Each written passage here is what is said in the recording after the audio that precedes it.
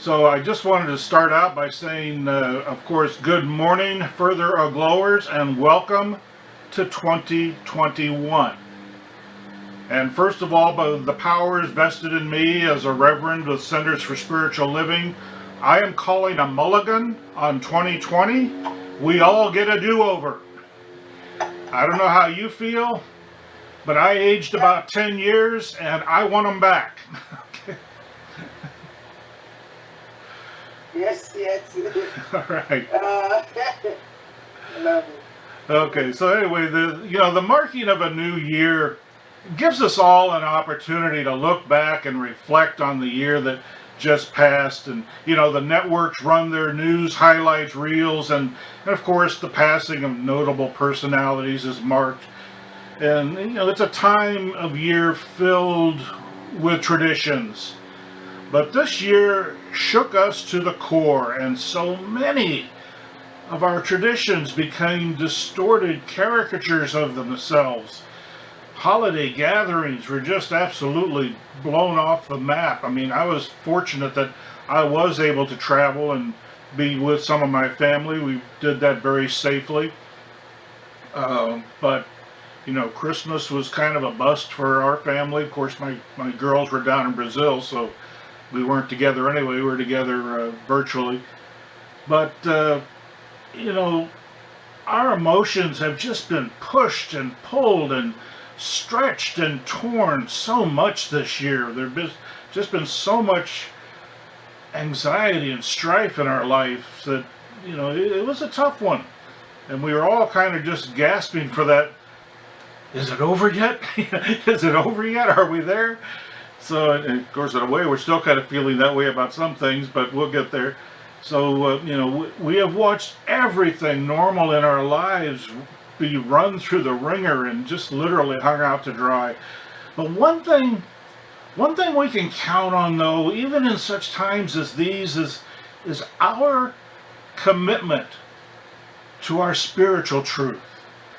A strong spiritual foundation can support us and give us a thrilling ride along the most powerful waves of emotion. A poorly formed foundation, or one set on unstable ground, however, will see us crushed under an insurmountable force of our own making. Since I grew up in Southern California, one of my New Year's Day traditions has always been to watch the Rose Parade. No matter where in the world I was that morning, I would always watch that parade because I grew up just a few miles from there and actually did spend a few very cold nights waiting for the parade to start with my friends or family. So it's just something that I've always latched onto. It's like I could hook into home here and see those mountains and that sky and just kind of feel a little bit nostalgic for the good old days, if you will. And I was surprised by the flood of emotion I felt this year when the reality struck that the parade had been canceled. That enormous production simply wasn't going to take place. And like so many other normal events of this past year, that hook that I counted on, and I hadn't realized how much I counted on it. And suddenly, the reality of Roker sitting there on his stool and not at the parade was like, wow, this is real. And it was the first time, really, with everything that went on through all of the year. I've been pretty stalwart. I've been pretty strong through all of it. And suddenly it was just sort of like, wow, that was a real gut punch for me. And I started thinking about it. It was like, this is real. Things have changed. And, the Rose Parade people did put on a show, and obviously it was not the show they wanted to put on. And I found myself sad that so many people who looked forward to the big event were denied a once-in-a-lifetime opportunity. Those high school seniors who were going to march in the band. It's not the marching and the parade that's so important. It's the getting away from home for a couple of days. It's, getting to fly out to California and be away from the family, maybe for the first time in their lives, and to party all night and then get together with their bandmates and march in that parade and show off their stuff. You know, even though they did little individual performances for them, it was on Zoom, and quite frankly, it just wasn't the same. I'm sure it wasn't the same for them. It certainly wasn't the same for me. So, you know, I got to thinking about how so much of our emotional tsunami has been built on the bushel basket of conspiracy theories that have plagued our nation and our world, and how rampant they have become this last few years, literally pulling our society apart into nearly irreconcilable factions.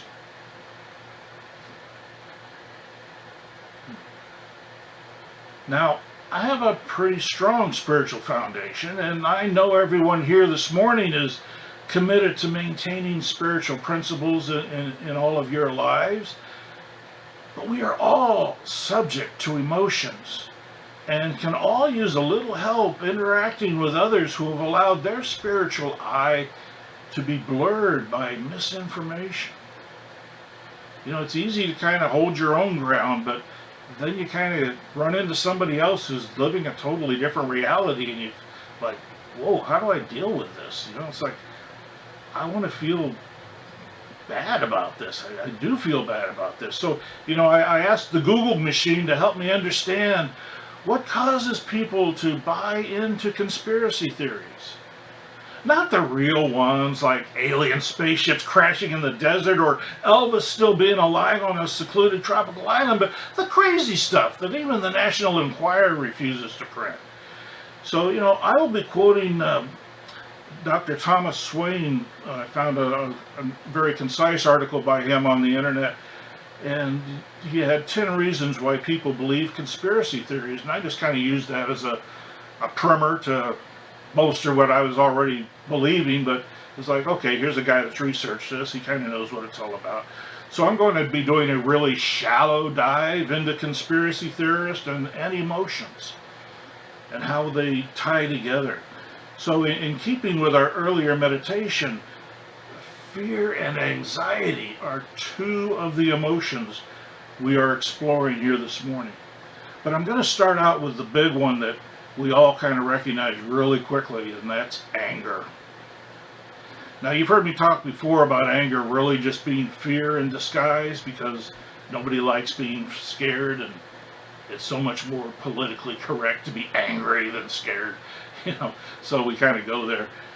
But Dr. Thomas he wrote that, you know, nearly all conspiracy theorists demonstrate hostility to authority figures, presumably because these figures have the power to exert control over them. As lacking control feels unpleasant, authority figures are indirectly to blame for causing that discomfort. Let's face it, if you're a guy that, you know, works on the assembly line and does kind of the same thing repetitively, or if you're the one that gets bossed around all the time at your job, you don't really have any authority, you're just another cog in the wheel, you can get a little resentful of the people that, you know, have to be the ones that tell you what to do all the time. You know, as a manager myself, I'm very cognizant of the fact that I came up through the ranks, and I try to remember every time I have to give an order that I don't want to give, that I don't like getting orders like that. And so I try to, you know, remember that as I give that order, and sympathize or empathize with the person who's going to have to do that job. But, you know, given that we are biologically disposed to trust authority, Doctor continues, having the opposite trait is unusual. It's likely that many conspiracy theorists, he writes, have suffered at the hands of an authority figure in the past, such as a parent or a teacher or an employer. You know, and the paranoia serves to make the theorist feel special and important. It also contributes to the depth and believability of the theory. If this person who really has no control over what's going on in their life can blame it on some conspiracy that only they understand, now they feel more important. So they get angry at the conspiracy. It makes them feel better. Well, on the surface. But, Don Miguel Ruiz writes in the Fifth Agreement that whenever the human is abused, the normal reaction is anger, hate, jealousy, or any of the emotions that make us suffer. It's just natural for us to go that way because we're out of control. We don't like that. But our spiritual truth cannot be abused, can it? It is steadfast and certain. We are unable to sustain anger when we live in the light of spirit. When we embrace our spiritual power, we cannot be victims of anyone else. We are only victims when we choose to surrender our power and give it away. One of my favorite teachers was fond of reminding us that we are not victims, we are volunteers. Pain is inevitable. Suffering is optional. Another emotion, excuse me, anticipation, uncertainty, and anxiety kind of mixed together there. Dr. Thomas writes, generally, uncertainty and anxiety describe a more fundamental feeling of lacking control. Lacking control prompts a need to restore order. To do this, people invent hidden patterns, puppet masters, or other presumptuous explanations for why bad things happen. They find a reason for things to be out of order so that they can put them in order in their own mind. Now, Ernest Holmes writes in The Science of Mind that he writes, I look to the future with great pleasurable anticipation, knowing it will expand my opportunity for radiant self-expression. We surf the emotional tsunami because there is an element of danger. We approach love knowing there is the possibility of rejection. That is what makes it so rewarding when it works. Spider-Man couldn't become a hero without being bitten by a spider. If Krypton never exploded, there would never have been a Superman. The hero's journey is always preceded by an unexpected triggering event. A spiritually sound person doesn't look for excuses. They rise to the occasion. Another emotion that we all feel from time to time is disgust. Dr. Thomas writes, a common trait among conspiracy theorists is the need to believe a conspiracy more than they're willing to evaluate if it's true. Now, spiritual people seek the truth as defined by the evidence. If new evidence shows up, it bends the curve.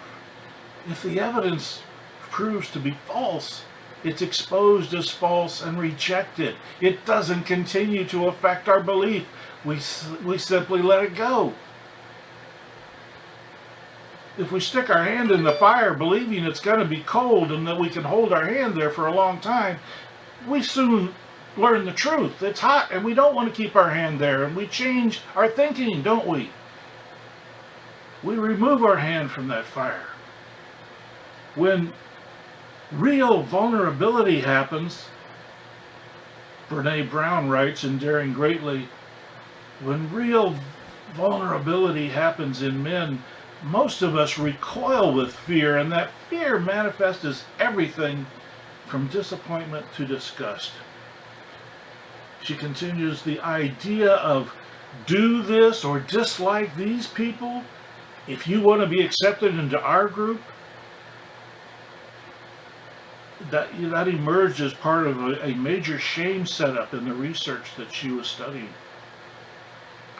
Spiritually sound people are accepted because of who they are, not because they fit in, but because they define normal. They are the example. Spiritually sound people don't change their thinking to fit into what everyone else is thinking. We hold our truth to be self-evident. We hold that we are spiritually powerful people, that we are important, we are just enough, just the way we are. A big emotion, and again coming back to the anger from earlier, is fear. This is the big one. Dr. Thomas, people who believe in conspiracy theories are very sensitive and attentive to fear-provoking events. Are jobs hard to find? Find someone to blame. It's easier than building your skill set or relocating to where the jobs are. Is your country being overrun by disease? Deny it exists. It's easier than altering our life patterns and traditions. It is not giving in to fear when we take reasonable precautions. I don't wear a seatbelt because I'm afraid of being in a crash. I wear it because if I am in a crash, my chances of survival are going to be better. We treat or pray and move our feet. Treat and move your feet. Trapped on your roof in a raging flood? Don't wait for divine intervention. Get in that damn boat that happens to come by. That is the divine intervention. Recognize it and act on it. In the dream of heaven, Don Miguel writes again in the fifth agreement, you completely surrender your life knowing that everything is just the way it is. And because you accept everything as it is, you no longer worry about anything. Your life becomes exciting because there's no more fear. You know that you are doing exactly what you are supposed to be doing, and that everything that happened was meant to happen. Dr. Swain writes again that often the theorist, conspiracy theorist, he's saying, believes the rest of the world is too dumb or apathetic to understand the conspiracy. Either that or they're actively helping the conspirators. Thus, the theorist seeks to make other people inferior or worthy of hatred. Have you noticed in some of the news films that have been on, films, how old am I? The news recordings, the tapes, the videos, the digitals that we've been watching lately, how angry these people are, how frightened they seem to be that something's being taken away from them? Well, Dr. Swain continues, often conspiracy theorists believe they are the biggest victim of the conspiracy and that they are being physically or mentally persecuted. By accepting the role of victim, engaging in paranoid elaborations of threat, and believing other people's success is undeserved, the conspiracy theorist is effectively blaming the world for causing his or her own failures. They are inflating the cost of the conspiracy because the cost of their personal responsibility is too unpleasant. Conspiracy theorists often band together into communities of like-minded individuals. This is because they seek validation for their views rather than criticism. This is confirmation bias. They don't want to see new information. In fact, the more new information you give them, the less likely they are to want to look at it. Ultimately, they see themselves as the victim. Other victims are little more than evidence to support a theory that brings the theorist order, superiority, and comfort. Let's face it, it's tough out there. It's hard to stand out in a crowd. But if you know something that nobody else knows, it allows you to feel a little bit special. Even if that something you know is an illusion. If you think it's real, if you've convinced yourself it is, you start to feel superior. That feels a little bit good sometimes. A spiritual person does not need to run others down to stand tall in the crowd. They do not need to stand out. They just do stand out. Why? Because their power is self-evident. When you walk into a crowd, the spiritually active people, they don't have bells ringing off of them, but you're drawn to them. You know who they are. Now, the other emotion I alluded to earlier, sadness. Big events, Dr. Swain writes, attract conspiracies because the knowledge that theorists possess wouldn't be special otherwise. If the knowledge isn't special, then they aren't special for possessing it. They're sad. We see someone who we think is undeserving, and we see them prosper. And Ruiz writes in the Fifth Agreement again that he says, we see this and it's just not fair. And we don't understand why. Your emotional reaction is envy, anger, even sadness, because it's just not fair. Why is that person who's such an idiot, such a jerk, why are they getting a new bicycle for Christmas and I didn't get one? It must be rigged. There's no way that could happen in a fair and just world. A spiritually sound person celebrates the success of others, knowing the universe is fueled by that celebration and creates more success. Especially for the celebrating person. The person who sees good in everything receives more good in their life. That's the way spirit works. Emotions that are not associated with conspiracy theorists. Joy. Don Miguel writes, your personal power keeps growing and growing. And because you're much more powerful, you find that almost anything is possible. Soon, you are making agreements that lead you to happiness, to joy, to love. You're taking the chance. You're riding that huge wave, knowing that, yeah, I could be crushed, or I could have a really terrific ride. Then these new agreements come alive and begin to interact with the outside world, and your whole dream changes. It expands. It gets bigger. Because what was easy is past you. It's time to take a bigger bite of the apple. What else don't theorists like? Or experience, I should say. The surprise. They need to be in control. They need to be the only ones who know the truth. They're not willing to take surprises because they're not spiritually ready for them. Don Miguel writes, what is even more surprising is that you thought you knew yourself. We think we know ourselves. We've got a pretty good handle on who we are. But then as our spirituality broadens, we come to the conclusion that we don't even know ourselves. Because we've been acting for so long, trying to fit in, that we've mastered pretending to be what we are not. Our spiritual awakening blows all that away. What else is lacking in a conspiracy theorist? Trust. Miguel writes, like any child, before he or she learns to speak, we are completely authentic. We didn't pretend to be what we are not, even without knowing it. We trusted ourselves completely. We loved ourselves completely before we learned knowledge. We were totally free to be what we really are because all those opinions and stories about other humans were not in our heads already. We didn't know what other people thought of us, so we didn't care.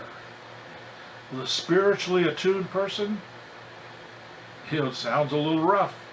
We just don't care what other people think of us because we know who we are. Yeah, we care what other people think, but don't get me wrong on that. But we don't care what they think of us personally because we have our power intact.